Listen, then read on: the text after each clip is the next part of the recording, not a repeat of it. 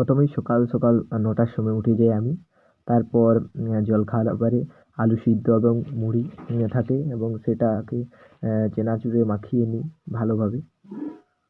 দেখতেই পাচ্ছ তোমরা কীভাবে মাখাচ্ছি। চেনাচুর দিয়ে ভালো করে মুড়িতে খেয়ে নেব। এরপর আমি একটা বাদাম টুকরো আমার বোনকে দিয়ে দিই। ইয়েলে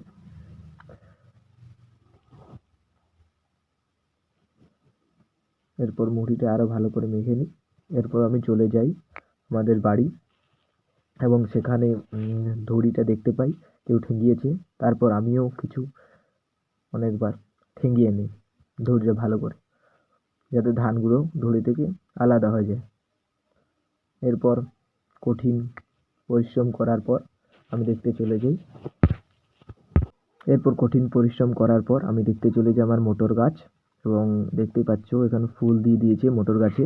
খুব জল দিতে হয়েছে মোটর গাছগুলো। তারপর মটরশুঁটি ধরছে এখন, দেখতেই পাচ্ছ তোমরা। ডালা দিতে হয়েছে, নয়তো এই গাছগুলো পড়ে গেলে মাটিতে নষ্ট হয়ে যেত মটরশুঁটি।